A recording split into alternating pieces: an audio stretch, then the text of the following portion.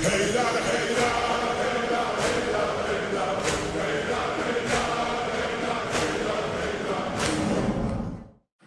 صل على محمد وآل محمد وعجل فرجهم وأهلك عدوهم من الجن والإنس من الأولين والآخرين.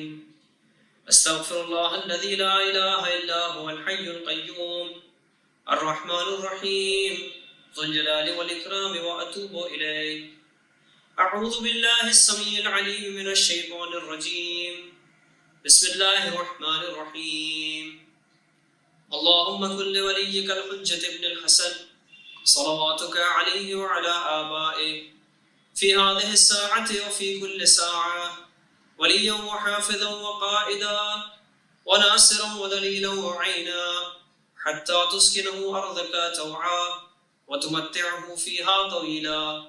اللهم عجل لوليك الفرج واجعلنا من أنصاره وأعوانه وشيعته وخدامه ولا تجعلنا من أعدائه ووفقنا لما تحب وترضى ولا تكلنا إلى أنفسنا طرفة عين أبدا ولا تستبدل بنا غيرنا بحق محمد وآله الطاهرين. اللهم صل على محمد وآل محمد وعجل فرجهم والعن أعداءهم أجمعين.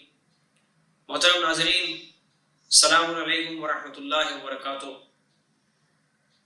پورا سال جس دن کا، جس تاریخ کا، جس عید کا مومنین کو سب سے زیادہ انتظار رہتا ہے، آخر کار وہ عید آ ہی گئی. وہ عید جس میں دین مکمل ہوا، وہ عید جس میں ایمان کامل ہوا، وہ عید جس میں نعمتیں تمام ہوئیں، اور وہ عید، وہ دن جس دن اللہ دین اسلام سے بطور دین راضی ہوا. یعنی عید غدیر اس واقعے کی یاد میں ہم مناتے ہیں کہ جب سن 10 ہجری کو حجۃ الوداع کے موقع پر اس سے فارغ ہونے کے بعد جب تمام حاجیوں کا مجمع اپنے اپنے گھر واپس پلٹ رہا تھا، میدان غدیر خم میں حضرت رسول خدا صلی اللہ علیہ وآلہ وسلم نے تمام حاجیوں کے اس قافلے کو روکا. جو آگے چلے گئے تھے انہیں واپس بلایا گیا، جو پیچھے رہ گئے تھے ان کا انتظار کیا گیا، اور وہ بھی ایک ایسی زمین پر، ایک ایسے مقام پر کہ جہاں سورج کی تپش، ریگستان کی گرمی، تپتی ہوئی ریت، دہکتی ہوئی زمین، اس میں وہ اس حاجیوں کے قافلے نے وہاں قیام کیا. اور اس کیفیت کو، اس شدید گرمی، شدید دھوپ کی کیفیت کو 2 مصروں میں کچھ اس طرح بیان کیا گیا ہے کہ ایک تو شدت دھوپ میں تھی، دوسری اعلان میں. دونوں رخ سے جل گئے کچھ لوگ ریگستان میں. واقعی وہ اعلان ولایت حضرت امیر المومنین علی ابن ابی طالب علیہ السلام کچھ لوگوں کے لیے سخت اور گراں ضرور گزرا، لیکن چونکہ وہ حکم خدا تھا، لہٰذا حضرت رسول خدا صلی اللہ علیہ وآلہ وسلم نے حکم خدا کی تعمیل کرتے ہوئے ایک طویل خطبہ عنایت فرمایا، ارشاد فرمایا، اور اس کے بعد اس خطبے کے آخر میں مولا کائنات کو اپنے ہاتھوں پر بلند کر کے یہ اعلان فرمایا کہ من کنت مولا ہو فہذا علی المولا، کہ جس کا میں مولا ہوں یہ علی اس کے مولا ہیں. یقیناً کچھ لوگوں کو یہ اعلان ناگوار گزرا، اور ان کی دل کی کیفیت کو شاعر نے کیا خوب ان 4 مصروں میں بیان فرمایا ہے کہ جب نہ ہو سامان راحت بندہ پرور دھوپ میں، جب نہ ہو سامان راحت بندہ پرور دھوپ میں، کس طرح جائے کوئی سائے سے ہٹ کر دھوپ میں. اور بغض حیدر جن کا شیوا تھا نہ پوچھو ان کا حال، بغض حیدر جن کا شیوا تھا نہ پوچھو ان کا حال، دل تو اندر جل رہے تھے جسم باہر دھوپ میں. عزیزان گرامی، اس شمی میں معرفت یعنی معرفت کی خوشبو، اس کا آج الحمدللہ 10واں ایپیسوڈ ہے، جس میں میں آپ تمام حضرات کا خیر مقدم استقبال کرتا ہوں. اور جیسا کہ موقع کی مناسبت سے آپ بخوبی سمجھ گئے ہوں گے کہ آج کے اس 10ویں ایپیسوڈ کا موضوع ہے غدیر. تو آئیے ہم ہمیشہ کی طرح حاضر ہوتے ہیں محترم ڈاکٹر شبیب رضوی صاحب کی خدمت میں اور ان سے گزارش کرتے ہیں کہ اس موضوع پر ہماری معرفت میں اور مزید اضافہ فرمائیں۔ آپ حضرات سے گزارش ہے کہ ان کا استقبال ایک بآواز بلند صلوات سے کریں۔ اللہم صلی علی محمد و آل محمد وعجل فرجہم والعن اعداءهم اجمعین۔ اعوذ باللہ السمیع العلیم من الشیطان الرجیم، بسم اللہ الرحمن الرحیم، الحمد للہ الذی جعلنا من المتمسکین بولایت امیر المؤمنین والائمۃ علیہم السلام۔ بسم اللہ الرحمن الرحیم، اللہم کن لولیک الحجۃ ابن الحسن صلواتک علیہ وعلی آبائہ فی هذه الساعة وفی کل ساعة ولیا وحافظا وقائدا وناصرا ودلیلا وعینا حتی تسکنہ ارضک طوعا وتمتعہ فیہا طویلا۔ اللہم اجعلنا من انصارہ وعبادہ وشیعتہ وخدامہ واتباعہ ولا تجعلنا من اعدائہ بحق محمد وآلہ الطاہرین۔ سب سے پہلے تو اس عظیم عید اکبر کی شب میں ہم آپ سب کی خدمت میں ہدیہ تبریک پیش کرتے ہیں، اور بالخصوص اپنے امام وقت امام زمانہ عجل اللہ تعالی فرجہ الشریف کی خدمت میں ہدیہ تبریک پیش کرتے ہیں۔ یہ وہ عید ہے جسے عید اکبر کہتے ہیں، یہ وہ عید ہے جو ہماری شناخت کو، جو ہماری آئیڈینٹی کو ڈیفائن کرتی ہے، ہماری شناخت ہے، یہ ہماری پہچان ہے۔ عید غدیر یعنی غدیر اور عاشورہ، یہ دو چیزیں ہیں کہ جن کے ذریعے ہم اپنی شناخت دنیا کو بتاتے ہیں کہ ہم اہل بیت علیہ السلام کے ماننے والے ہیں۔ تو آئیے آج اس شب میں خود غدیر کی گفتگو ہو جائے۔ اب تک جو بحث کی تھی وہ مقدمہ غدیر کی تھی، لیکن موضوع کو ذہن میں رکھیے گا۔ موضوع یہ تھا کہ جو دوسرے مسلمان ہیں وہ یہ کہتے ہیں کہ رسول اللہ نے کسی کو اپنا جانشین بنایا ہی نہیں، اور بغیر کسی کو سکسیسر اور جانشین بنائے ہوئے دنیا سے چلے گئے، جبکہ ہم لوگوں کا عقیدہ یہ ہے اور حق اور حقیقت بھی یہی ہے کہ رسول اللہ اس دنیا سے یعنی بغیر کسی کو بنائے ہوئے نہیں گئے، بلکہ ابتدائے رسالت سے مسلسل رسول اللہ اعلان کرتے چلے آئے کہ میرے بعد میرا جانشین فوراً میرے بعد کون ہوگا بلا فصل، یعنی علی ابن ابی طالب علیہ السلام، اور پھر تا روز قیامت یہ سلسلہ ہدایت چلتا رہے گا،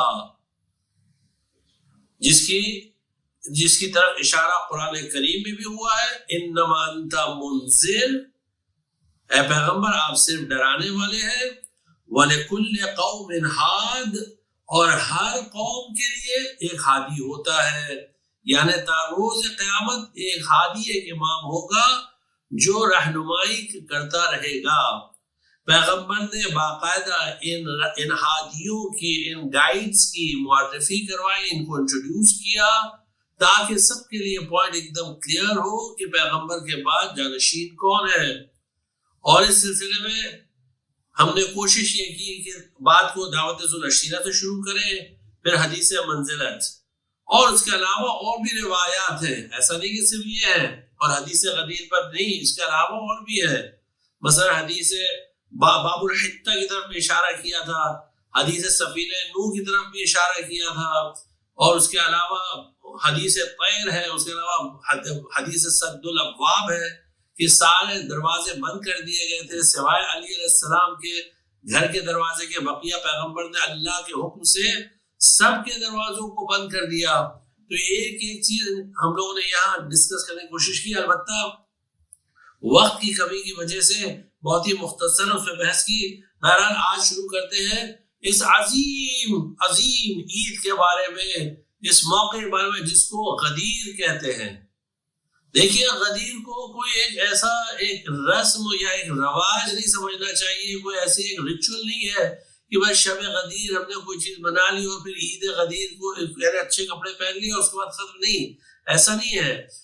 غدیر یعنی ایک جو عرض کیا کہ ہماری شناخت ہے، ہماری آئیڈینٹی ہے اور یہ ہم کو ڈیفائن کرتی ہے، لہٰذا ہم کو نہ صرف اس کو منانا چاہیے قاعدے سے بلکہ لوگوں تک یہ پیغام پہنچانا چاہیے، اور اسی لیے پیغمبر اکرم صلی اللہ علیہ وآلہ وسلم نے اس کا ذکر اپنے خطبے میں بھی کیا کہ فَلْيُبَلِّغِ الشَّاهِدُ الْغَائِبَ، تم میں سے ہر ایک آدمی جو آج موجود ہے اس غدیر خم کے میدان میں، یعنی 1,20,000، وہ ہر ایک جا کے جو نہیں ہے ان کو بتائے کہ غدیر میں کیا ہوا، اور ہر باپ اپنے بیٹے کو بتائے الی یوم القیامہ۔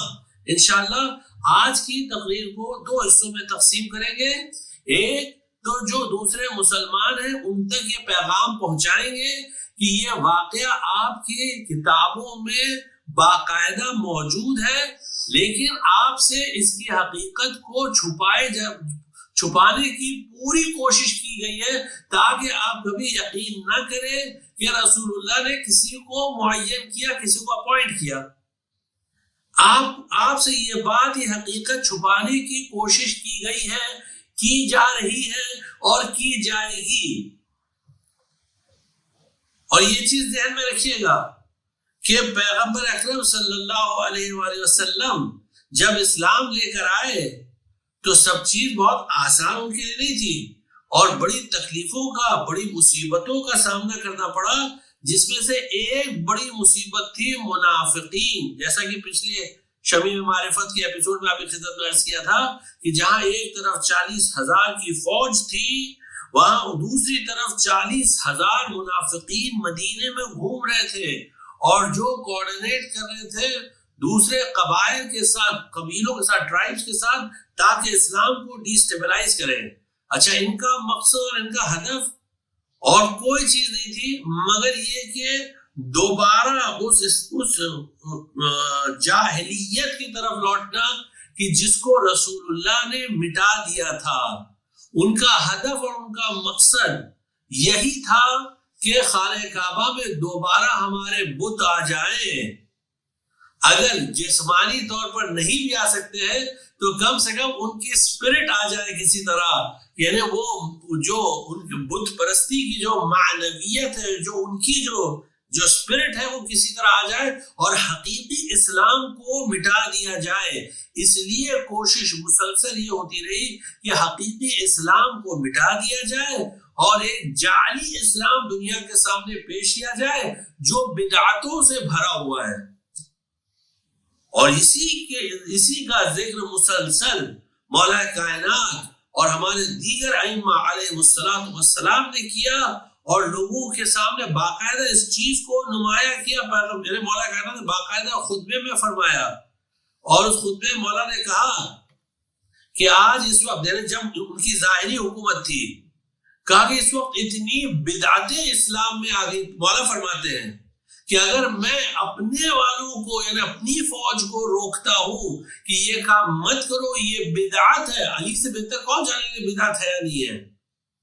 تو مولا یہ اصول کافی، یہ کافی میں روضۃ من الکافی میں 8ویں جلد میں یہ چیز موجود ہے۔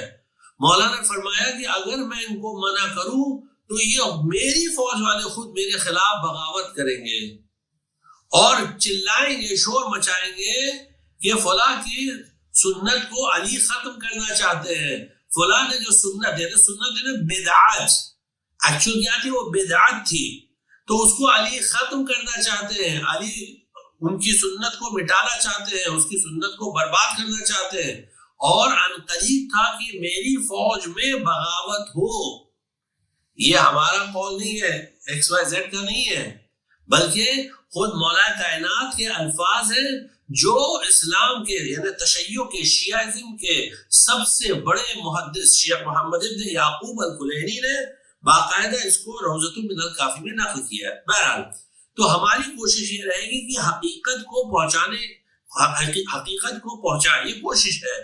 اور اس کے بعد پھر جیسے قرآن کے الفاظ اگر استعمال کریں وَأَمَّا الثَّمُودُ فَهَدَيْنَاهُمْ فَاسْتَحَبُّوا الْعَمَىٰ عَلَى الْهُدَىٰ، یا دوسری آیت میں کہ اِمَّا شَاكِرًا وَإِمَّا كَفُورًا، اب جس کو چاہیے وہ شکر یعنی وہ شکران نعمت کرے اور یعنی وہ شکر کرے، نعمت کا شکر کرے اور قبول کرے حقیقت کو، اور جس کو چاہیے انکار کرے.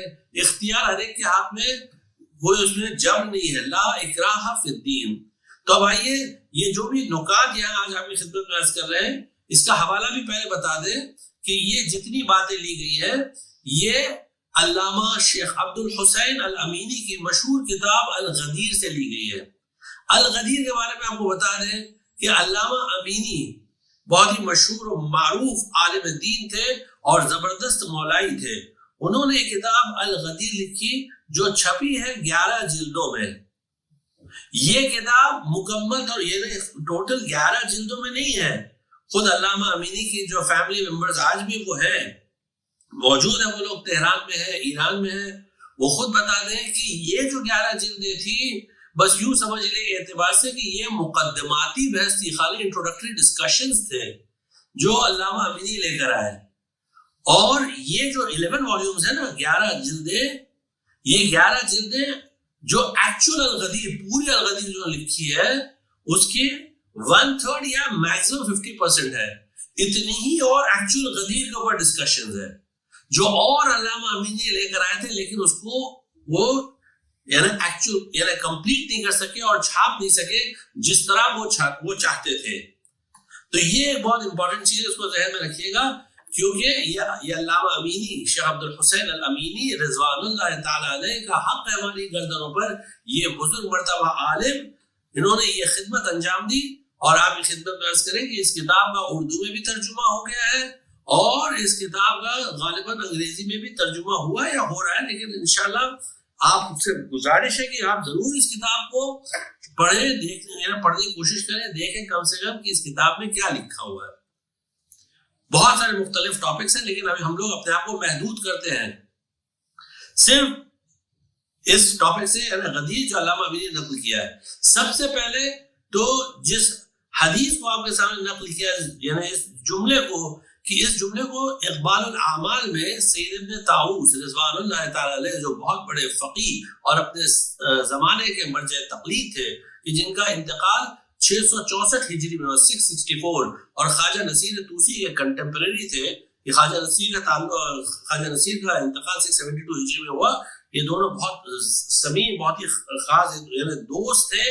تو یہ مرجع تقلید تھے، یہ مرجع تقلید تھے سید بن طاؤوس. تو ان کی ایک کتاب ہے اقبال الاعمال. اس کتاب میں جب غدیر کا ذکر کرتے ہیں تو فرماتے ہیں، لکھتے ہیں کہ وَهُوَ يَوْمُ التَّهْنِيَةِ، یہ مبارکبادی کا دن ہے. تہنیہ یعنی مبارکباد دینا، ایک دوسرے کو مبارکبادی دینا. یُحَنِّي بَعْضُكُمْ بَعْضًا، ایک دوسرے کو مبارکباد دیا کرو. فَإِذَا لَقِيَ الْمُؤْمِنُ أَخَاهُ يَقُولُ، جب ایک مومن دوسرے مومن سے ملاقات کرے غدیر کے دن تو اسے کہنا چاہیے الحمدللہ، ساری تعریف اللہ کے لیے ہے. جعلنا، جس نے ہمیں بنایا، من المتمسکین بولایت امیر المؤمنین والائمۃ علیہم السلام. یعنی اللہ کے لیے ساری تعریف ہے. اللہ نے ہمیں بنایا متمسکین، جو لوگ تمسک کرتے ہیں. تمسک کا مطلب کیا ہوتا ہے؟ تمسک یعنی بڑی مضبوطی سے تھامنا، بڑی مضبوطی سے پکڑنا. کس کو؟ ولایت امیر المومنین کو، ولایت امیر المومنین کو. اور ان کے بعد جو 11 امام ہیں ان کی ولایت کو بڑی مضبوطی سے پکڑنا اور ایک لمحے کے لیے بھی اس میں ذرہ برابر بھی یعنی رکھنا نہ آنے پائے، کوئی ڈاؤٹ نہ آنے پائے، کوئی شک نہ. جو انشاءاللہ جو 2 حصوں میں تقسیم کرے گا ایسی تقریر، یا ایک جو اہل تسنن کے سارے ریفرنسز میں اب جتنے بھی ریفرنس ہوں گے یہ ایک بھی شیعہ کتاب نہیں ہے, ایک بھی, اس کو یاد رکھیے گا, not a single Shia book. یہ جتنی کتابیں جو ریفرنس یوز کریں گے ابھی, یہ سب اہل تسنن کتابیں, تاکہ ان کے لیے یہ بات واضح ہو جائے کہ رسول اللہ نے اپنی زندگی میں, اپنی حیات میں اپنے جانشین کو مقرر کیا, لیکن رسول اللہ کی شہادت کے بعد لوگوں نے علی علیہ السلام کو گوشہ نشین کر دیا اور ان سے جو ان کا حق تھا وہ لے لیا, جو مولا کائنات مسلسل فرماتے رہے, حتیٰ کہ خلافت ظاہری ملنے کے بعد بھی مولا فرماتے رہے, ما زلت مظلوما منذ قبض رسول اللہ صلی اللہ علیہ وآلہ, میں مظلوم ہوں جب سے رسول اللہ اس دنیا سے رخصت ہوئے, تب سے میں مظلوم ہوں. تو یہ غدیر کی حقیقت بتانا, یہ علی کا حق ہے ہماری گردنوں پر. علی ہماری ناموس ہے, علی ہماری عزت ہے, علی سب کچھ ہمارا ہے. علی, ولایت علی ہمارے لیے سب کچھ ہے. اگر ولایت علی ہمارے لیے نہیں ہے تو ہمارے لیے کچھ نہیں ہے, ہماری زندگی کچھ نہیں ہے, ہماری حیات کچھ نہیں ہے, کوئی دنیا کی چیز نہیں ہے. اگر علی ابن ابی طالب علیہ السلام کی ولایت نہ ہو, ہم سے کہا جاتا ہے کہ کیوں پرانی باتیں چھیڑتے ہو, پرانی باتیں نہ چھیڑو. یہ پرانی بات ہوگی.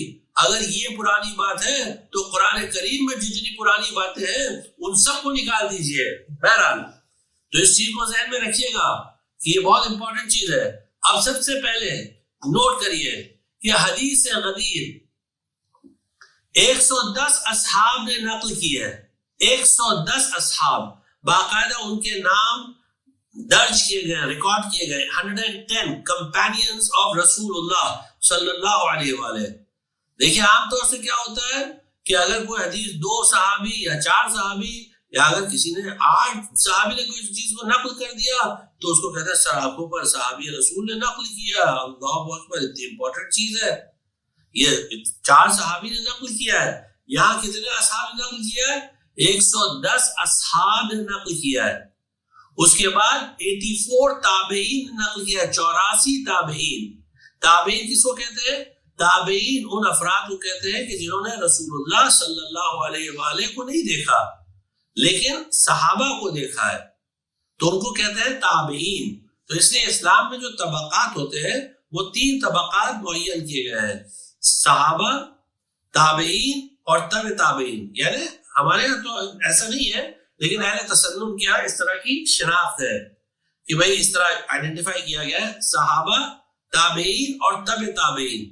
تو اگر ہم صحابہ کی عزت کرتے ہیں, تو اگر واقع صحابہ کی عزت کرتے ہیں اور کہتے ہیں کہ صحابہ کی عزت کرنا چاہیے, تو اگر صحابہ نے حدیث غدیر کو نقل کیا ہے تو کیا یہ ہمارا فرض نہیں بنتا کہ ہم حدیث غدیر کو مانیں؟ اور ہم تابعین کی عزت کرتے ہیں تو کیا ہمارا فرض نہیں بنتا کہ ہم تابعین نے جو بات بیان کی ہے اس کو مانیں؟ اس کے علاوہ اہل تسنن کے 360 علماء نے حدیث غدیر پر ایکسکلوزیو کتابیں لکھی ہیں. 360, یعنی کہ انہوں نے حدیث غدیر کو نقل کیا ہے. 26 کتابیں جو ہے وہ ایکسکلوزیو غدیر پر لکھی گئی ہیں. 26 کتابیں صرف غدیر کے موضوع پر. اس کے علاوہ 22 ڈیبیٹس نقل کیے گئے ہیں جو حدیث غدیر پر ہیں, جو بھرے مجمع میں یہ ڈیبیٹس, یہ مناظرے ہوئے تھے. اس کے علاوہ 43 محدثین اہل تسنن نے اس بات کا اعتراف کیا ہے, کنفیس کیا ہے کہ حدیث غدیر متواتر ہے. 95 عرب پوئٹس ہیں, 95 عرب پوئٹس نے غدیر کو امامت کے میننگ میں لیا ہے. یعنی غدیر میں جو اعلان تھا وہ امامت کے میننگ میں ہے, جس میں سب سے مشہور و معروف کون ہے؟ حسان ابن ثابت انصاری, کہ جیسے ہی پیغمبر نے اعلان کیا تو فی البدی کھڑے ہو کر حسان نے اشعار کہے, اور ان اشعار میں ایک شعر یہ تھا کہ پیغمبر نے حسان کہتے ہیں کہ پیغمبر نے فرمایا کہ پھر یعنی پیغمبر نے فرمایا کھڑے ہو جاؤ اے علی کیونکہ میں اس بات سے راضی ہوں کہ میرے بعد تم میرے بعد امام اور لوگوں کے خلیفہ ہو۔ اب حسان، کیونکہ آپ جانتے ہیں کسی بھی زبان میں جو ادبا ہوتے ہیں یعنی جو لٹریٹورز ہوتے ہیں وہ چیزوں کو بہتر سمجھتے ہیں دوسروں سے، لٹریچر کے ایسپیکٹ سے۔ حسان ابن ثابت جو اپنے زمانے کا مشہور و معروف شاعر تھا، جب اس نے یہ کہا کہ من کنت مولا فہذا علی مولا، میں مولا کا مطلب امام اور خلیفہ ہے، تو جب اس نے اپنے اشعار مکمل کیے تو پیغمبر نے فرمایا حسان یہ الفاظ یہ اشعار حضرت روح القدس نے تمہاری زبان پر جاری کیے ہیں۔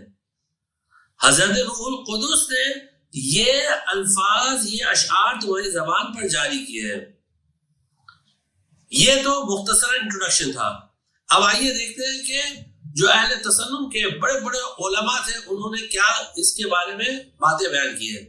سب سے پہلے شمس الدین جزری، جو جزری، یاد رکھیے گا، ناموں کو یاد رکھیے گا، اور جس کو چاہیے وہ جا کے چیک کر لے، جس کو چاہیے چیک کر لے۔ یہ 9ویں صدی کے عالم ہے، انہوں نے باقاعدہ ایک کتاب لکھی ہے حدیث غدیر پر، یہ ثابت کرنے کے لیے کہ حدیث غدیر ایک متواتر حدیث ہے۔ اور دیکھیے بات کو آگے بڑھانے سے پہلے بتا دیں کہ اب یہ انٹرنیٹ کا زمانہ ہے، یہ ٹیکنالوجی کا زمانہ ہے، ابھی کوئی چیز کوئی چھپا نہیں سکتا ہے۔ اگر ہم سوچیں کوئی چیز ہم چھپائیں یا کوئی چیز غلط بیان کریں تو آپ 1 منٹ میں چیک کر کے آپ اس کو فوراً بتا دیں گے یہ آدمی جھوٹ بول رہا ہے، ایسی کوئی چیز ہے نہیں۔ تو آپ امیجیٹلی آپ گوگل کریے شمس الدین الجزری تو آپ کو فوراً مل جائے گا۔ 9ویں سینچری کے عالم اہل تسنن کے، انہوں نے باقاعدہ یہ کتاب لکھی ہے کہ حدیث غدیر ایک متواتر حدیث ہے، اس موضوع پر انہوں نے کتاب لکھی ہے خالی یہ ثابت کرنے کے لیے کہ حدیث غدیر جو ہے وہ متواتر حدیث ہے۔ واضح نا؟ اس کے بعد عاصم جو 5ویں صدی کے مورخ تھے، انہوں نے باقاعدہ یہ لکھا ہے کہ ان لم یکن معلوما، اگر حدیث غدیر معلوم نہیں ہے، معلوم یعنی یقینی، یعنی اگر حدیث غدیر پر آپ کو یقین نہیں ہے، فما فی الدین معلوم، تو پھر دین میں یقین کرنے کی کوئی چیز ہے ہی نہیں، پورے اسلام میں اور کوئی چیز یقینی ہو ہی نہیں سکتی۔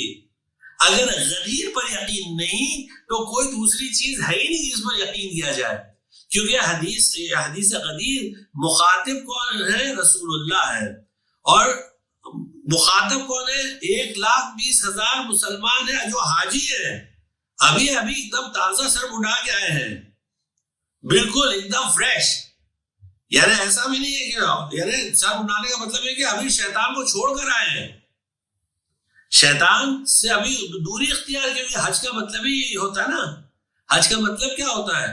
کہ حج کا مطلب یہ ہوگا جس کا حج مکمل ہوتا ہے اور پھر وہ خانہ کعبہ سے جب نکلتا ہے تو اس کے سارے گناہ معاف ہو جاتے ہیں اور وہ ایک نوزاد نیو بورن بچے کی طرح ہوتا ہے۔ یہ روایتوں میں ملتا ہے، یعنی دونوں فریقین کی روایتوں میں ملتا ہے، اہل تسنن کا بھی روایت ہے اور شیعوں کا بھی یہ روایت ہے کہ جس نے حج کر لیا اس کے سارے گناہ معاف ہو جاتے ہیں۔ اب یہ 1,20,000 حاجی، اب اس میں یہ مت کہیے گا کہ بھائی یعنی کسی کا کیس یہ نہیں ہے کہ سب کے سب بہت مومن متقی پرہیزگار تھے، نہیں، کچھ تو ایسے ہی لگ لیے تھے رسول اللہ کے ساتھ، ہوتا بھی ہے نا ایسے کہ بھائی 1 منٹ کے لیے ہٹے نہیں۔ بہرحال ایک الگ موضوع ہے۔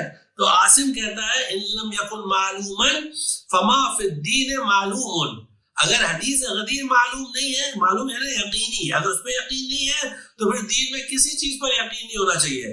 اس کے بعد امام ابو حامد الغزالی، یہ ان کے امام ہیں ابو حامد الغزالی، یہ 5ویں صدی کے عالم ہیں اور بہت بڑے زبردست پائے کے عالم ان کے یہاں مانے جاتے ہیں۔ کئی کتابیں لکھی ہیں، کئی کتابیں، مثلا ایک ان کی مشہور کتاب ہے احیاء علوم الدین، یعنی علوم الدین کو زندہ کرنا، ایک کتاب ہے تحافظ الفلاسفہ، اس طرح کی کئی کتابیں ہیں۔ امام ابو حامد الغزالی 5ویں صدی کے، واضح نا؟ انہوں نے اور کئی کتابیں لکھی، حتیٰ کہ اتنا شدید ان کو تعصب تھا اہل تشیع کے خلاف، شیعوں کے خلاف، کہ انہوں نے شیعوں کے خلاف بھی کتاب لکھی ہے۔ لیکن وہی کہتے دیکھیے اب انہوں نے کیا لکھا ہے کہ حدیث غدیر وہ ہے کہ اتفق علیہ جمہور اہل السنہ. اتفق علیہ یعنی کنسنسس ہے، یونانیمس، متفق ہے. جمہور یعنی میجورٹی، سب کے سب اہل سنت کہ یہ حدیث غدیر صحیح ہے. پھر اس کے بعد ملا شاہ بدخشی جو کشمیر کے بہت بڑے صوفی اور قادری سلسلے کے پیر تھے، یہ وہ تھے کہ جن کے ہاتھوں پر دارا شکوہ نے بیعت کی تھی، جو اورنگزیب کا بھائی تھا دارا شکوہ اور صوفی تھا. اورنگزیب تو خیر ناصبی تھا لیکن دارا شکوہ یہ صوفی تھا، تو اس نے ملا شاہ بدخشی کے ہاتھوں پر بیعت کی. تو یہ ملا شاہ بدخشی یہ قادری سلسلہ ہوتا ہے، صوفی سلسلہ، قادری سلسلہ، اس کے بہت بڑے پیر، اور یہ کشمیر میں تھے، ان کی خانقاہ کشمیر میں تھی. تو انہوں نے لکھا ہے کہ اپنی کتاب میں یہ حدیث صحیح مشہور، حدیث غدیر کیا ہے؟ حدیث صحیح ہے اور مشہور ہے. وَلَمْ يَتَكَلَّمْ فِي صِحَّتِهِ إِلَّا مُتَعَصِّبٌ جَاوِدٌ إِلَّا اعتبار بِقَوْلِهِمْ هَذَا حَدِيثٌ مُتَوَاتِرٌ. لا اعتبار، معاف کریے گا، لا اعتبار بقولہم، یعنی بالکل کلیئرلی کہا کہ اگر کسی نے اس حدیث غدیر میں اعتراض کرنے کی کوشش کی تو وہ آدمی کیا ہے؟ متعصب ہے، متعصب ہے اور جاہل ہے، جاہل، متعصب جاہل اور لا اعتبار بقولہم، ایسے آدمی کی بات کا کوئی اعتبار نہیں ہے، کوئی بھروسہ نہیں ہے، اس کی بات پہ بھروسہ مت کریے. کیوں؟ ھذا حدیث متواتر، یہ حدیث متواتر ہے. اب متواتر لفظ آپ کی خدمت میں کریں، اس سے پہلے بیان کر دینا چاہیے تھا کہ متواتر کا مطلب کیا ہوتا ہے. حدیثوں کو کئی حصوں میں تقسیم کیا جاتا ہے، اس میں سے جو سب سے ریلائبل حدیث ہوتی ہے اس کو کہتے ہیں حدیث متواتر. حدیث متواتر کا مطلب یہ کہ اتنی چین آف نریٹرز سے اتنے لوگوں نے اس حدیث کو نقل کیا ہے. تواتر کا مطلب ہوتا ہے ایک کے بعد دیگر آنا کسی چیز کا، one after the other. تو متواتر یعنی اتنے لوگوں نے اس کو نقل کیا ایک کے بعد ایک کہ اس میں اور الگ الگ ایریاز میں اور الگ الگ طریقے سے کہ ان سب کا ایک جگہ پر جمع ہو کر ایک جھوٹ کو گڑنا امپاسبل ہو جاتا ہے الگ الگ لوگوں سے. مثال کے طور پر ایک ہی ٹائم پہ اگر بامبے میں یعنی ممبئی میں اگر ممبئی میں اور سمجھئے دہلی میں اور سمجھئے کہ لندن میں اور سمجھئے امریکہ میں اور سمجھئے افریقہ میں ایک ہی ٹائم پہ اتنے لوگ ایک بات کر رہے ہیں تو اس کا مطلب یہ ہے کہ یہ بات غلط نہیں ہو سکتی ہے اور الگ الگ اس میں چین آف نریٹرز، اس کو کہتے ہیں تواتر. یہ علماء حدیث کو اچھی طرح جانتے ہیں، سمجھتے ہیں کہ اس کو کہتے ہیں تواتر. اب تواتر جو ہے وہ دو طریقے کے ہوتے ہیں، ویسے تین ہیں لیکن عام طور سے دو کہتے ہیں علماء کہتے ہیں کہ جو تواتر ہوتا ہے وہ دو طریقے کا ہوتا ہے. ایک کو کہتے ہیں تواتر لفظی، یعنی جو حدیث بیان کی گئی ہے وہ اس کے لفظ ایک دم ایگزیکٹلی سیم ہو، یعنی جو ممبئی والا بول رہا ہے وہی دلی والا بول رہا ہے، جو دلی والا بول رہا ہے وہی لندن والا بول رہا ہے، جو لندن والا بول رہا ہے وہی امریکہ والا بول رہا ہے، جو امریکہ والا بول رہا ہے وہی افریقہ والا بول رہا ہے، سب ایک ہی بات بول رہے ہیں اور الفاظ بھی سیم ہے. اس کا مطلب ہے کہ یہ بات واقع ہوئی ہے اور یہ بات غلط نہیں ہے. تو اس کو کہتے ہیں تواتر لفظی. اور اسی کے مقابلے میں کیا آتا ہے؟ تواتر معنوی، یعنی دوسرا طریقہ تواتر معنوی کا مطلب ہوتا ہے کہ الفاظ بدل جاتے ہیں لیکن کانسیپٹ سیم رہتا ہے. تھوڑا لفظ بدل گئے، لفظ آگے پیچھے ہو گئے لیکن کانسیپٹ سیم آ رہا ہے تو اس کو کہتے ہیں تواتر معنوی. تو کہتے ہیں تواتر لفظی جو حدیث جس میں ورڈز بھی ایگزیکٹلی سیم ہو یہ بہت کم ہوتے ہیں، بہت ہی کم. حدیث غدیر ان حدیثوں میں ہے کہ جس کے بارے میں بڑے بڑے لوگوں نے اس بات کا اعتراف کیا ہے کہ یہ حدیث اس کے لینا الفاظ میں تواتر پایا جاتا ہے. الفاظ میں تواتر کنسیکیٹیونیس، یعنی لوگ مل کر جھوٹ نہیں بولے، ممکن نہیں کہ جھوٹ بولے. پھر اس کے بعد تیسری صدی ہجری کے عالم روح المعانی کے آتھر آلوسی آلوسی مفسر قرآن ہے، ان کی تفسیر کا نام ہے روح المعانی، وہ کہتے ہیں کہ حدیث صحیح لا مریۃ فیہ، یہ حدیث غدیر حدیث صحیح ہے، من کنت مولا فہذا علی مولا، یہ حدیث صحیح ہے اور اس میں کوئی جھگڑا ہو ہی نہیں سکتا، لا مریۃ فیہ، کوئی آرگیومنٹ کوئی بحث نہیں ہو سکتی ہے کہ انہ متواتر عن النبی صلی اللہ علیہ وآلہ، یہ حدیث تواتر یعنی متواتر رسول اللہ سے بیان کی گئی ہے اور امیر المومنین علی ابن ابی طالب سے بیان کی گئی ہے۔ اور اس کے بعد آلوسی لکھتے ہیں کہ لا یلتفت الی من قدح فی صحتہ، اگر کوئی حدیث غدیر کی صحت کے بارے میں اگر کوئی اس پہ شک کرے، اس پہ اعتراض کرے تو اس کی طرف متوجہ بھی مت ہو، اس کی طرف اٹینشن بھی مت پے کرو، اس کی طرف دھیان ہی مت دو۔ اب دیکھیے اتنے لوگوں نے باقاعدہ اس کے بارے میں بیان کیا ہے۔ اور اس کے بعد ابن مغازلی کے جو استاد تھے اصفہانی، وہ لکھتے ہیں کہ یہ حدیث صحیح ثابت، یہ حدیث صحیح ہے، حدیث غدیر اور ثابت ہے، لا اعرف له علت، اور میں اس حدیث غدیر میں کوئی علت یعنی کوئی نقص، کوئی عیب، کوئی ڈیفیکٹ، کوئی شارٹ کمنگ نہیں پاتا ہوں۔ قد رواہ نحو 100 نفس، تقریباً 100 راویوں نے اس کو نقل کیا ہے۔ یہ ابن مغازلی کا استاد کہہ رہے ہیں، خود ابن مغازلی بھی نہیں، ان کے استاد 100 لوگوں نے، اور یہ 100 میں کہتے ہیں 10 تو عشرہ مبشرہ ہیں۔ 10 راوی سے کون ہے؟ عشرہ مبشرہ ہے، یہ ہمارے الفاظ نہیں ہے۔ عشرہ مبشرہ کون ہے؟ عشرہ یعنی 10 کو کہتے ہیں، اور مبشرہ اس کو کہتے ہیں کہ جن کو ان کا عقیدہ یہ ہے کہ جن کو رسول اللہ نے بشارت دی تھی جنت کی، یہ 10 کی 10 جنت میں جائیں گے۔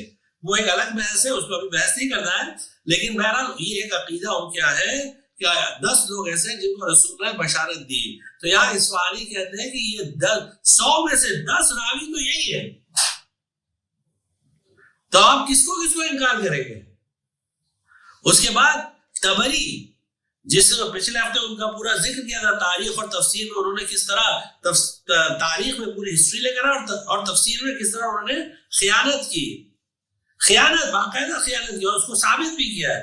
تو یہاں طبری نے باقاعدہ کتاب لکھی الولایہ، اس پہ غور کریے گا، بڑی انٹرسٹنگ چیز ہے، کیونکہ لاسٹ میں جو تاریخ کا ذکر کیا تھا اس میں یعنی دعوت ذوالعشیرہ کا ذکر تھا، اب یہاں جو ہم خطر کر رہے ہیں یہ غدیر کی بات ہو رہی ہے۔ انہوں نے تاریخ یعنی پہلے اس کو سمجھ لیجئے، الولایہ نام کی کتاب لکھی ہے، کتاب موجود ہے، اس میں 70 اسناد سے حدیث غدیر کو نقل کیا ہے، متوجہ آپ ہیں، 70 سند سے حدیث غدیر کو نقل کیا ہے۔ اور یہی طبری جب تاریخ میں جب 10ویں یعنی انہوں نے تاریخ طبری میں رسول اللہ کے گھوڑے کا ذکر کیا، رسول اللہ کے اونٹ کا ذکر کیا، رسول اللہ کی زرہ کا ذکر کیا، رسول اللہ کی تلوار کا ذکر کیا، رسول اللہ کی زلفوں کا ذکر کیا، رسول اللہ کی سرما کا ذکر کیا ہے، ہر ایک چیز کا ذکر کیا ہے۔ لیکن جب غدیر کا واقعہ جب بیان کرنے جاتے تاریخ میں تو کہتے ہیں ہاں کچھ ہوا تھا، لیکن ابھی فی الحال میرے لیے وہ واضح نہیں، اسے مفہوم ہی ہے، یعنی اتنی بڑی چیز۔ لیکن آپ دیکھیے الولایہ میں 70 سند سے اسناد سے انہوں نے چین آف نریٹر سے نقل کیا ہے طبری نے 70، اور وہاں کہتے کچھ ہوا تھا، اس کا مطلب کہیں تو کچھ ہے، کہیں تو کچھ گڑبڑی ہے کہ حقیقت کو چھپانے کی کوشش کی جا رہی ہے۔ فَاعْتَبِرُوا، قرآن کہتا ہے فَاعْتَبِرُوا یا اولي الابصار، اے صاحبان بصیرت، اے آنکھ والو، عبرت لو، لیسن لو، سبق لو۔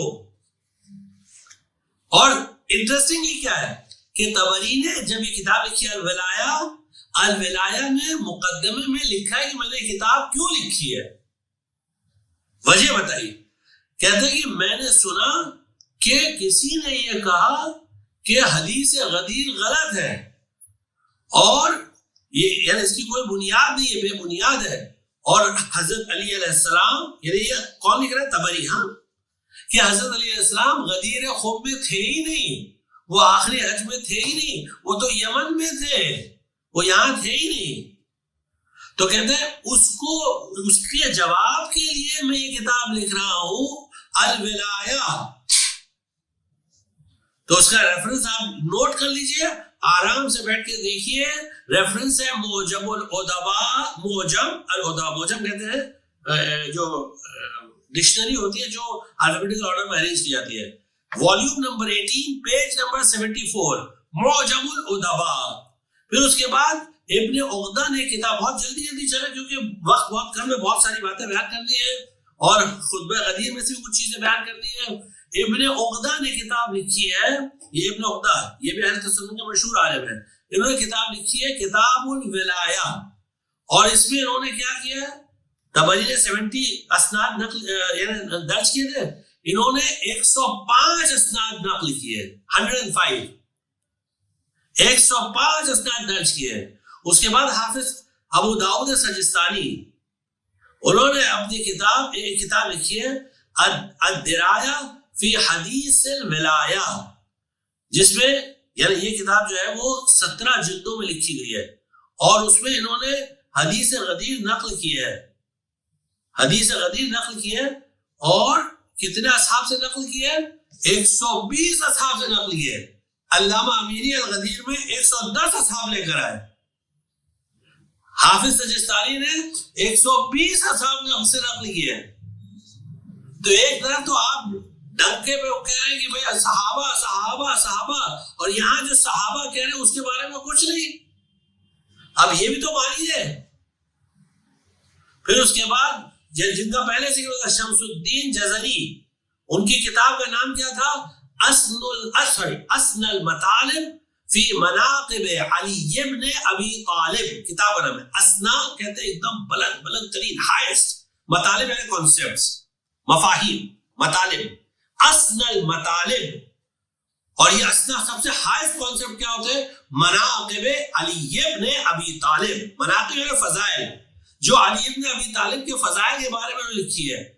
یہ شیعہ نہیں, اہل تسنن کے مشہور عالم ہے شمس الدین جزری. 833 ہجری میں ان کا انتقال ہوا, وہ بھی بتا دیں آپ کو, واضح نا. انہوں نے حدیث غدیر لکھی ہے, درج کی, اس میں نقل کی ہے 80 اسناد سے, 80 یعنی طبری سے زیادہ. البتہ حافظ سجستانی سے کم, لیکن طبری سے زیادہ, یعنی ابن عقدہ سے کم لیکن طبری سے زیادہ. اس کے بعد جو چیز آپ کی خدمت میں عرض کرنا ہے وہ یہ کہ حدیث غدیر اس کو مولا کائنات نے, امام حسن مجتبی علیہ السلام نے, مولا کائنات علیہ السلام, امیر المومنین علی بن ابی طالب علیہ السلام اور امام حسن مجتبی علیہ السلام نے باقاعدہ اس کو اپنے احتجاجات میں یعنی ڈیبیٹس میں یوز کیا ہے. مثلا جب دوسرے یعنی خلیفہ کا انتقال ہوا تو اس نے کیا کیا کہ ایک شورا اپوائنٹ کیا کہ ایک شورا ہوگا, اور وہ شورا کیا ہے اس کی تفصیلات میں نہیں جانا ہے, لیکن اگر آپ اس کو پڑھ لیں گے تو آپ کو سمجھ میں آ جائے گا کہ وہ شورا کیا تھا. انگریزی میں ایک لفظ ہوتا ہے فارس, اٹ واز اے فارس, یعنی اٹ واز جسٹ ایک چیز تھی. بہرحال وہ شورا بنایا گیا جس میں مولا کائنات تنہا اکیلے اور بقیہ سب جو ہے وہ اپنے جیسے کہتے ہیں نا بھائی بھتیجے سب ایک طرف, اور یہ کہا کہ اگر علی مخالفت کرے تو ان کی گردن اڑا دینا, ختم, فنش. یہ باقاعدہ انسٹرکشن تھا, اور یہ سب کتاب میں موجود ہے. یہ کیوں موضوع میرا بحث نہیں, اس لیے اس کو ڈیٹیل میں نہیں لے کے آ رہے ہیں. تو شورا میں مولا کائنات نے باقاعدہ یہ کہا انشدکم باللہ, میں تمہیں خدا کی قسم دیتا ہوں, خدا کا واسطہ دو, خدا کی قسم کھا کے کہتا ہوں, انشدکم باللہ, خدا کا واسطہ دے رہا ہوں, امنکم من نسبہ رسول اللہ صلی اللہ علیہ وآلہ یوم غدیر خم للولایت غیری, کیا تم میں سے کوئی ہے میرے علاوہ کہ جس کو رسول اللہ نے غدیر خم میں اپنا جانشین مقرر کیا تھا؟ تم میں سے کوئی ہے؟ قالو, سب نے کہا اللہم لا, خدا کی قسم نہیں, ہمارے یہاں کوئی نہیں, آپ ہی کو معین کیا. اعتراف کنفیس سب نے کیا, لیکن علی کو خلافت سے, ظاہری خلافت سے محروم رکھا. نقصان کس کا ہوا؟ نقصان علی کا نہیں ہوا. دیکھیے کوئی آپ غلط فہمی میں نہیں رہیے گا. نقصان علی کا نہیں ہوا, نقصان امت کا ہوا. انشاءاللہ اس کو کبھی اور اس پہ ڈسکشن ہوگا. بس اس کے بعد جب مولا کائنات جنگ جمل میں, جنگ صفین میں, انہوں نے باقاعدہ لوگوں کو یاد دلایا کہ آج تم مجھ سے لڑنے آئے ہو جنگ جمل میں, تم بھول گئے کہ رسول اللہ نے مجھے غدیر خم میں معین کیا تھا. جنگ صفین میں جب معاویہ بن ابی سفیان سے جب جنگ کی تو ان لوگوں سے کہا تم بھول گئے کہ میں کون ہوں؟ میں وہ ہوں جس کو رسول اللہ نے باقاعدہ معین کیا. یہ سب حوالے آپ کو دے رہے, آپ حوالے نوٹ کریے, جا کے پڑھیے. سب سے پہلے شرح نہج البلاغہ, یہ ابن عبد الحدید معتزلی کتاب ہے جس میں انہوں نے یہ معتزلی عالم تھے, شیعہ نہیں تھے. انہوں نے یہ کتاب شرح لکھی ہے, شرح نہج البلاغہ. پوری نہج البلاغہ ایک شرح ہے, والیوم 4 پیج 388 پہ ہے. اس کے بعد ابن قتیبہ دینوری, یہ 3rd سینچری کا عالم تھا. ابن قتیبہ دینوری, جب لوگ دینوری بولتے ہیں, بہرحال ابن قتیبہ, اس نے کتاب لکھی المعارف, اس میں صفحہ نمبر 251 پر 251. پھر اس کے بعد بلازری, جو ہسٹورین تھا, اس نے کتاب لکھی انصاب الاشراف, اس میں صفحہ نمبر 361. پھر سیرہ حلبیہ والیوم 3 پیج نمبر 302.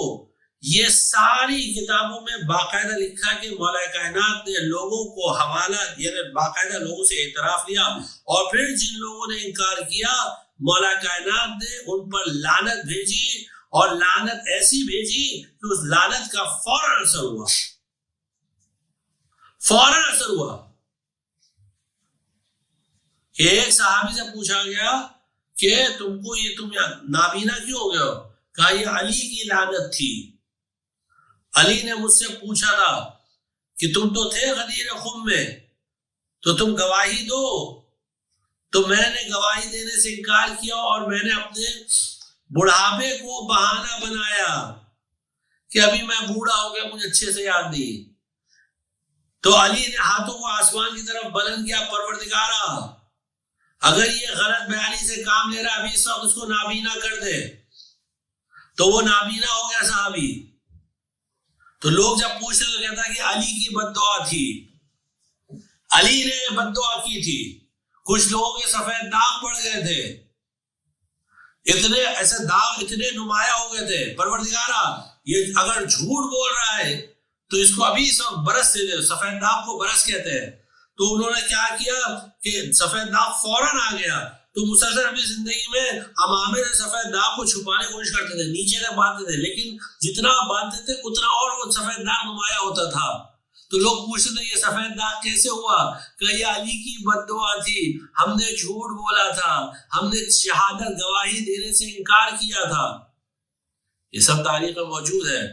بہرحال حدیث غدیر یہ پورا واقعہ خالی بچوں کے لیے بتا رہے ہیں. جو ہمارے بزرگ ہیں وہ تو سب اچھی طرح جانتے ہیں, سب اچھی طرح اس سے واقف ہے, لیکن بچوں کے لیے کہ یہ واقعہ کہاں ہوا؟ غدیر خم میں ہوا. غدیر خم میں ایک جگہ جس کو کہتے ہیں جوحفہ, اس جگہ پر جو ایگزیکٹلی مکہ اور مدینہ کے بیچ کا ایک مقام ہے. جو آج میقات جہاں احرام باندھتے ہیں وہ جوحفہ الگ ہے, وہ جدہ کے پاس ہے, وہ الگ ہے. اکثر لوگ کنفیوز ہوتے ہیں, سمجھتے ہیں یہ وہی جوحفہ ہے, وہ الگ جوحفہ ہے. یہ جوحفہ کون سا ہے؟ یہ جوحفہ مکہ اور مدینہ کے بیچ میں ہے. تو یہ جوحفہ یہاں پیغمبر نے 18 ذی الحج کو باقاعدہ قافلے کو روکا, اور جو لوگ آگے چلے گئے تھے ان کو واپس بلایا, جو پیچھے رہ گئے تھے ان کا انتظار کیا. جب سب جمع ہو گئے تو تاریخ میں لکھا ہے کہ 1 لاکھ سے زیادہ حاجی تھے, 1,20,000 حاجی تھے, اور 1,20,000 حاجیوں کے مجمع میں تاریخ سب گواہ اس کی کہ مولا کائنات رسول اللہ صلی اللہ علیہ وسلم نے باقاعدہ ایک پہلے تو جو جتنے کانٹے اور جتنی چیزیں جو شاخیں چھوٹی چھوٹی پڑی ہوئی تھی وہ سب صاف کروائی. اس کے بعد ایک ممبر نصب کیا. یہ ممبر کاہے کا تھا؟ یہ ممبر اونٹوں کے پالان کا تھا. اب یہاں جو ہے وہ لوگ کہتے ہیں, اور دلچسپ بات ہے کہ اونٹوں کا پالان یعنی جیسے گاڑی کی چابی, تاکہ سب کی گاڑی کی چابی پہلے لے لی تاکہ کوئی بھاگنے نہ پائے. تو اونٹوں کے پالان کا ممبر بنا دیا اور اس کے بعد رسول اللہ نے ایک خطبہ دیا. لیکن اس سے پہلے، یہ سب کرنے سے پہلے رسول اللہ نے یہ کام کیوں کیا؟ آپ سمجھ لیجیے کہ یہ مڈل آف دا ڈیزرٹ کا واقعہ ہے اور شدید گرمی تھی. آپ جانتے ہیں کہ جو لوگ عربیہ جا چکے ہیں، عربستان آج کل تو بہت کامن ہے جانا، آپ کہیں بھی چلے جائیے، یعنی حجاز چلے جائیے، آپ کویت چلے جائیے، بحرین سے کہیں بھی جائیے، امارات چلے جائیے، تو وہاں آپ جانتے ہیں خالی ریگستان میں چلے جائیے، گرمی کا اندازہ لگا لیجیے، 50 ڈگری کم سے کم ہوتی ہے ایوریج، 50 ڈگری، یعنی آدمی پیر نہیں رکھ سکتا ہے. اگر آپ کو انڈا اس میں بوائل کرنا ہو تو انڈا بوائل ہو جائے، اتنی گرمی ہوتی ہے، اتنی حرارت ہوتی ہے. بہرحال ایسی گرمی میں جبرائیل جب یہ پیغام لے رہا ہے، یا ایھا الرسول بلغ ما انزل الیک من ربک وان لم تفعل فما بلغت رسالتہ واللہ یعصمک من الناس، یہ سورہ مائدہ کی آیت نمبر 67 ہے. اے رسول آپ پہنچا دیجئے وہ پیغام جو آپ سے کہا گیا ہے پہنچانے کے لیے. اگر آپ نے یہ پیغام نہیں پہنچایا گویا آپ نے رسالت کا کوئی کام انجام دیا ہی نہیں. اس کا مطلب یہ کام اتنا امپورٹنٹ تھا، اتنا اہم تھا کہ اس کو پہنچانا اتنا ضروری تھا کہ 23 سال کی رسول اللہ کی محنت ایک طرف اور یہ ایک پیغام ایک طرف، یہ ضروری تھا کہ آپ پہنچانا ہے. یہ آیت ہے، واضح کلیئر آیت ہے ایک دم سب کے لیے، رسول اللہ نے فوراً کیا. اب یہاں دیکھیے کہ اہل تسنن کے علماء نے کیا کیا. طبری نے اپنی تفسیر میں اس آیت کے ذیل میں اس واقعے کو نقل ہی نہیں کیا، نقل ہی نہیں کیا، اور ادھر ادھر سے انہوں نے حدیثیں گڑھی کہ یہ ہو گیا، یہ ہو گیا، یہ ہو گیا، اس طرح ہو گیا، یعنی ایک دوسری شان نزول تیار کر لی. اس آیت کی ایک دوسری شان نزول تیار کر لی، شان نزول بنا دی. اس میں کیا ہے؟ بنانے میں کیا ہے؟ جب آدمی حقیقتوں کو چھپاتا ہے تو شان نزول بنانے میں کیا جاتا ہے؟ اب بنا لی تب اس کا جواب سن لیجئے. سب سے پہلی تو جو چیز انہوں نے بیان کی اس کی کوئی بنیاد نہیں ہے، روایت مرسل ہے، مرسل میں بغیر چین آف نریٹرز کی ہے. دوسری چیز یہ ہے کہ خود اہل تسنن کے علماء نے ان کی شان نزول کو رد کیا ہے. اس کی ایک مثال کو ہمیں محمد ابن عمر رازی جو فخر الدین رازی کے نام سے مشہور تھے، انہوں نے اپنی تفسیر مفاتیح الغیب میں باقاعدہ اس کا انکار کیا ہے کہ جو کچھ طبری لکھا ہے سب غلط ہے. اس آیت کے ذیل میں انہوں نے ریجیکٹ کیا ہے. اس کے بعد تیسری دلیل کیا ہے کہ اگر یہ سب غلط تھا تو طبری بھول گئے، انہوں نے کتاب الولایہ باقاعدہ لکھی ہے اور غدیر کے پورے واقعے کو نقل کیا ہے. اور چوتھی بات یہ کہ اگر وہ مثال کے طور پر اس چیز کو انہوں نے نقل بھی کیا کسی چیز کو، تو وہ بہرحال ہمارا عقیدہ ہے غدیر کے بارے میں اس سے کسی طرح تضاد نہیں ہے کہ وہ بھی چیز ہو سکتی ہے اور یہ بھی ہو سکتی ہے، دونوں کے امکانات ہیں. بہرحال اس طرح انہوں نے انکار کیا. اب ہم لوگ ان کے مقابلے میں ان اصحاب کے نام لے کر آتے ہیں جنہوں نے کہا کہ یہ آیت کب نازل ہوئی؟ غدیر میں نازل ہوئی، جس کے بعد پیغمبر نے قافلے کو روکا. اب کتنے اصحاب نے اور کتنے اہل تسنن کے مورخین نے اس کو لکھا ہے وہ سن لیجئے. اصحاب میں سب کے نام نہیں لیں کیونکہ ٹائم نہیں ہے. ایک ابو سعید خدری، ابن عباس، عبداللہ ابن مسعود، جابر ابن عبداللہ انصاری، زید ابن ارقم، براء ابن عازب، ابو ہریرہ اور امام حسن مجتبی علیہ السلام. کم سے کم اتنے لوگوں نے نقل کیا کہ یہ آیت اس وقت نازل ہوئی، یعنی غدیر میں نازل ہوئی آیت، یا ایھا الرسول بلغ، جس کو آیت تبلیغ کہتے ہیں. اب آپ کو ان سب راویوں کا بھروسہ نہیں ہے تو ریجیکٹ کر دیجیے. اور اس کا ریفرنس لکھ لیجیے، الدر المنصور سیوطی کی تفسیر ہے، انہوں نے ریجیکٹ کیا طبری کو، والیوم 6 پیج نمبر 392. اور انہوں نے جو نقل کیا وہ طبری کی تفسیر سے نہیں نقل کیا ہے بلکہ الولایہ سے نقل کیا ہے کہ یہ آیت اس وقت نازل ہوئی تھی. تفسیر نیشاپوری جلد 6 صفحہ نمبر 130، تفسیر کبیر یعنی فخر الدین رازی کی جس کا نام ایکچوئل نام ہے مفاتیح الغیب، اس میں والیوم 12 پیج نمبر 49. ابن صباغ مالکی فرقے کے مالکی مذہب کے بہت بڑے عالم ہیں، ان کی کتاب ہے فصول المہمہ، اس میں پیج نمبر 42 پہ روح المعانی آلوسی کی تفسیر ہے روح المعانی پیج نمبر 348. اس کے بعد تفسیر المنار جلد 6 صفحہ نمبر 463. مطالب الصول شافعی کی پیج نمبر 16. شواہد التنزیل حاکم حسکانی کی جلد 1 پیج نمبر 187. اسباب النزول پیج نمبر 150 جو واحدی کی کتاب ہے اسباب النزول، فتح الغدیر شوکانی کی والیوم 2 پیج 57. اب اس سے کیا اور نقل کرے، آپ لکھ لیجیے اس کو. ابھی تو یوٹیوب پہ آپ آرام سے ایک ریفرنس لکھیے اور جا کے چیک کریے. اتنے لوگوں نے نقل کیا، اتنے اصحاب نے بیان کیا، اتنے علماء نے نقل کیا ہے. لیکن اگر ہم کو ریجیکٹ کرنا ہے، اس کو رد کرنا ہے، تو ہم کیا کرتے ہیں؟ وہ طبری کو پکڑ کے چلتے ہیں. اور کیونکہ طبری کو یعنی ابن کثیر نے کاپی کیا ہے تو ابن کثیر کو نقل کریں گے. بہرحال یہ ایک آیت تھی. پھر جب پیغمبر نے پورا خطبہ دیا، اور خطبے کے بعد انشاءاللہ ابھی آج تو وقت کم لگ رہا ہے، ایسا نہیں لگتا کہ آج مکمل کر پائیں گے اس بات کو. اگر اللہ نے توفیق دی تو آئندہ ہفتہ یا مثلا جب بھی اللہ توفیق دی. اس کے بعد آیت نازل ہوئی جس کو آیت اکمال الدین کہتے ہیں، الیوم اکملت لکم دینکم واتممت علیکم نعمتی ورضیت لکم الاسلام دینا. اب یہاں لوگوں نے کیا کہا کہ یہ غدیر میں نہیں نازل ہوئی، آج کے دن میں نے تمہارے دین کو مکمل کر دیا. الیوم اکملت لکم دینکم واتممت علیکم نعمتی، اور تم نعمتوں کو تم پر تمام کر دیا. ورضیت لکم الاسلام دینا، اور میں اس بات سے راضی ہوں کہ اسلام تمہارا دین ہے. اللہ نے کہا قرآن میں، قرآن کی آیت ہے. کون سی آیت ہے؟ سورہ مائدہ کی آیت نمبر 55 ہے، غالباً آیت نمبر 3 ہے، 55 نہیں، آیت نمبر 3 ہے. آیت نمبر 3 ہے سورہ مائدہ کی.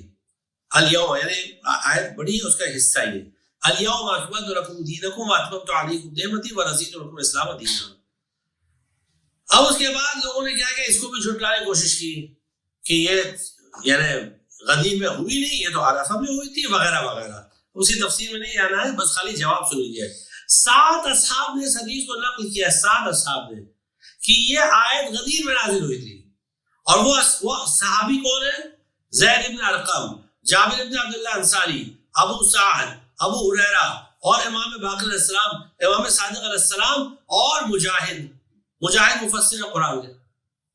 امام باقر، امام صادق علیہ السلام تابعین میں سے، اور بقیہ صحابی ہے.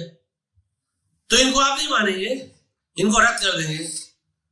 اور امپورٹنٹ چیز کیا ہے کہ یہ حدیث ابو ہریرہ نے نقل کی ہے، اور ابو ہریرہ نے جس سند سے نقل کی ہے وہ بخاری اور مسلم کے نزدیک کہتے ہیں کہ یہ سند ایک دم صحیح ہے. یعنی شیخین کا جو معیار ہے اس میں پوری طرح اترتی ہے. تو ابو ہریرہ سے باقی تمام حدیثوں کو ایکسپٹ کیا شیخین نے، بخاری اور مسلم نے، لیکن جب حدیث غدیر یعنی اس کی باتیں تو ریجیکٹ کر دیا، اس کو ایکسپٹ نہیں کیا. راوی same, chain of narrator same, سب کچھ سیم، ہر چیز سے وہی چیز ہے، کوئی اور نہیں ہے، لیکن ریجیکٹ کر دیا، رد کر دیا. کیوں ریجیکٹ کیا؟ کیونکہ اہل بیت کی شان میں، مولا کائنات کی شان میں، اس لیے. اب دیکھیے بغض کیا حال ہے بغض کا. اس کے بعد سمت ابن جوزی نے تذکرۃ الخواص میں اس کو نقل کیا ہے، کتاب ہے تذکرۃ الخواص الامہ. فخر رازی نے نقل کیا تفسیر کبیر میں، جلد 3 صفحہ نمبر 259 کہ یہ حدیث غدیر میں نازل ہوئی تھی. اس کے بعد 16 علماء اہل تسنن نے کہا کہ یہ آیت غدیر کے وقت نازل ہوئی تھی. 16 علماء، جن میں سے خود ایک طبری ہے جنہوں نے تفسیر میں نہیں لکھا لیکن اپنی الولایہ میں اس کو کیا ہے. حافظ ابن مردوی نے نقل کیا ہے، تفسیر ابن کثیر میں انہوں نے ابن مردوی سے نقل کیا ہے. خطیب بغدادی نے اپنی تاریخ میں نقل کیا ہے، خارزمی نے مناقب میں نقل کیا ہے، سمت ابن جوزی نے تذکرۃ الخواص میں نقل کیا ہے، اور فرائض السمتین میں شیخ الاسلام حموی نے نقل کیا ہے. سب نے نقل کیا ہے. تو اب سوال یہ کہ یہ رد کی ریزن کیا، وہ بھی آپ کو بتا دیا، واضح نا. یہ تو کیونکہ ابھی وقت ختم ہو گیا ہے اس لیے بات کو یہی روک دیتے ہیں. انشاءاللہ اگر اللہ نے زندگی دی تو ہم ہفتہ آئندہ اس سلسلے کو آگے بڑھائیں گے اور غدیر کی بات کو مکمل کریں گے. اور اگر اللہ نے توفیق دی تو پھر اس پورے جو ڈسکشن کو کنکلوڈ کریں گے، کیونکہ جو نیکسٹ سیشن ہوگا، جو آئندہ سیشن ہوگا، شبیہ معرفت کا آخری سیشن ہوگا. وآخر دعوانا الحمدللہ رب العالمین. اللہم صلی علی محمد وآل محمد وعجل فرجهم والعن اعداءهم اجمعین. دلوں کے مسلح پر ولایت کی اذان دے کر معرفت اہل بیت علیہ السلام جیسی عظیم عبادت میں ہمارا ساتھ دینے کے لیے اور اس عبادت کی طرف ترغیب دلانے کے لیے اور ہمیں متوجہ کرانے کے لیے ہم محترم ڈاکٹر شبیب رضوی صاحب کے تہ دل سے شکر گزار ہیں.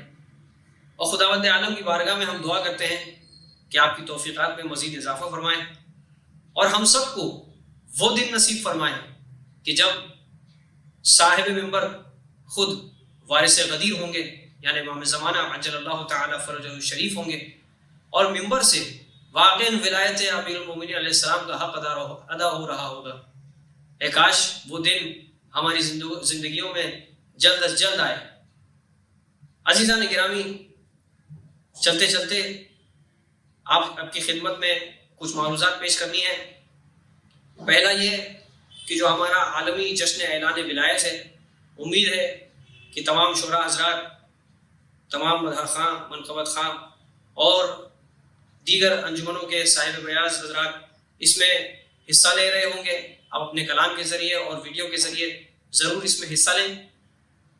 اور دوسرا ایک اہم اعلان یہ ہے کہ کل سے انشاءاللہ، کل بروز اتوار یعنی سنڈے سے لے کر بروز جمعہ فرائیڈے تک مسلسل روز ہمارا ایک نیا پروگرام، ایک نئی سیریز شروع ہونے جا رہی ہے جس کا عنوان ہے اعتراضات غدیر اور ان کے مختصر جوابات، جس میں روزانہ غدیر کے موقع پر، غدیر کے واقعے پر مخالفین کی طرف سے جو اعتراض ہوتے ہیں، روزانہ ایک اعتراض اور اس کا مختصر سا جواب آپ حضرات کی خدمت میں پیش کیا جائے گا.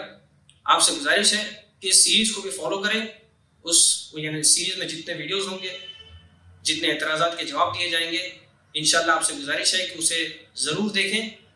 اور چلتے چلتے آج اس ایپیسوڈ میں چونکہ عید غدیر کا موقع ہے، لہٰذا ایک منقبت آپ حضرات کی خدمت میں گزارش کروں گا برادر عزیز جناب مرتضیٰ رضوی کراروی صاحب سے کہ وہ آپ حضرات کے درمیان ایک منقبت اس موقع پر یا اس موقع کی مناسبت سے پیش کریں. اور ان کا استقبال ان 4 مصروں سے میں کرنا چاہتا ہوں، چونکہ غدیر کا موقع ہے اور غدیر ایک ایسا موضوع ہے جس میں مومنین تو بظاہر مومنین تو خوش ہوتے ہی ہیں، لیکن کچھ لوگوں کو تکلیف اس وجہ سے ہوتی ہے کیونکہ ولایت علی علیہ السلام کا تذکرہ ہو رہا ہوتا ہے. لیکن جیسا پروردگار عالم نے رسول اللہ صلی اللہ علیہ وآلہ وسلم سے ارشاد فرمایا تھا کہ اگر آپ نے یہ پیغام نہ پہنچایا تو کچھ نہ پہنچایا، لہٰذا اگر اس ولایت کی بات نہ کی تو کوئی بات نہ کی. واللہ یعصمک من الناس، اللہ آپ کی حفاظت لوگوں سے کرے گا. لہٰذا 4 مصرے اس ولایت علی علیہ السلام کے متعلق سماعت فرماتے ہوئے، یعنی ان 4 مصروں کے ذریعے میں اپنے برادر عزیز کو دعوت دوں گا کہ جسے بھی کرنا ہے مجھ سے علی کی بات کرے، جسے بھی کرنا ہے مجھ سے علی کی بات کرے، یہی مزاج ہے اپنا اسی کا عادی ہوں.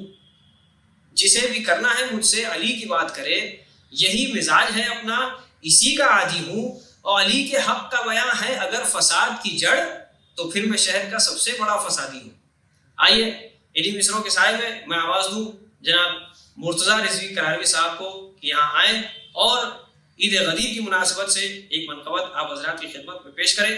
وآخر دعوانا الحمدللہ رب العالمین. اسی کے ساتھ اگلے ہفتے اگلے ایپیسوڈ جو اس شمیم معرفت کا آخری ایپیسوڈ ہوگا، اس ایپیسوڈ تک کے لیے میں آپ سے اجازت چاہتا ہوں. اور چلتے چلتے ایک خاص بات آپ حضرات کی خدمت میں یہ بھی کرنی ہے کہ جو ہمارا آخری ایپیسوڈ ہوگا شمیم معرفت کا اگلے ہفتے، اس میں انشاءاللہ اس بات پر روشنی ڈالنے کی کوشش کی جائے گی کہ آخر اس پوری سیریز کا نام شمیم معرفت کیوں رکھا گیا ہے.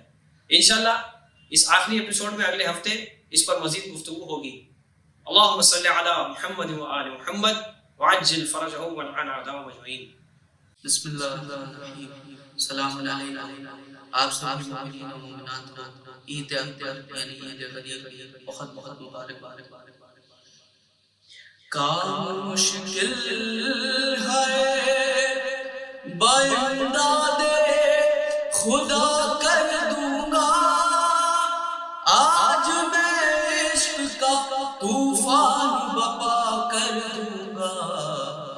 کرنے دو مجھے ساقی کوثر کی ثنا، راز اللہ کی توحید ہے ہم راز علی، کبریائی کی دلیلوں کا ہے آغاز علی، دل بے دل سے جو نکلی ہے وہ آواز علی، آسماں ساز زمین ساز بشر ساز علی، کار تخلیق بتائی دے عہد کرتا ہے، ارے یہ وہ بندہ ہے جو خالق کی مدد کرتا ہے، کرنے دو مجھے ساقی کوثر کی ثنا، اور منبر عالم کا خطیب اعظم بولتا تھا تو ٹھہر جاتے تھے لبوں کے قدم، میرا اس بات پہ ایمان ہے قرآن کی قسم، لڑکھڑاتا نہ جو کم ظرف نسیری ستم، اپنے حبداروں کو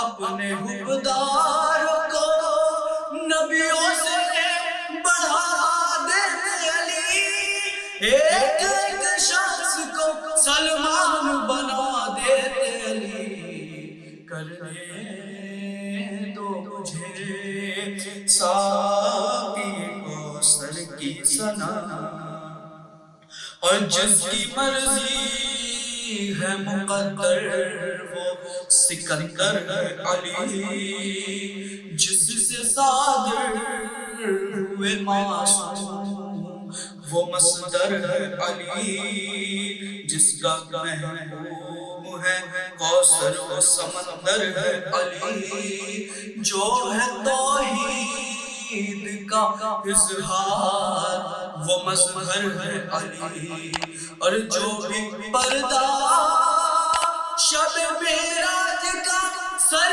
کرے گا اس کو اللہ نہیں حیدر ہی نظر آئے گا، کرنے دو مجھے ساقی کوثر کی ثنا، اے عزادارو ہمیں پھر سے سنبھلنا ہوگا، اپنے کردار سے ماحول بدلنا ہوگا، توڑ کر وقت کی زنجیر نکلنا ہوگا، راہ سلمان پہ ایمان سے چلنا ہوگا، ہم محبوں پہ جو وہ ظلم کا دروازہ ہے، ارے یہ علی کو نہ سمجھنے کا ہی خمیازہ